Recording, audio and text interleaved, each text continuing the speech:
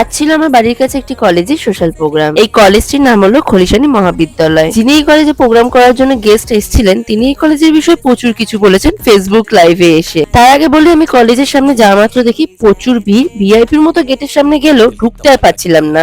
কোনো মতে চেপে চুপে কলেজের ভেতর ঢোকা মাত্র বন্ধুদের সাথে ফার্স্টে মিট করে নিই। ততক্ষণে শুনি নাকি প্রোগ্রাম প্রায় শেষের মুখে। তখন কথাটা অতটা বিশ্বাস না হলেও লাস্টে সত্যি দেখি 8টার মধ্যে এবারে প্রোগ্রাম শেষ হয়ে গেছে। যাই হোক, প্রোগ্রামে গেস্ট হিসেবে এসেছিলেন রাহুল দত্ত, যিনি ফেসবুক লাইভে এসে কলেজের বিষয়ে অনেক কিছু বলেছিলেন। সেই কথা বাদ দিয়ে আমরা কিন্তু সোশ্যালে প্রচুর এনজয় করেছি, প্রচুর নাচানাচি করেছি। বলে না, ওই মদ না খেয়েও মাতাল, সেই হয়েছে আমাদের দশা।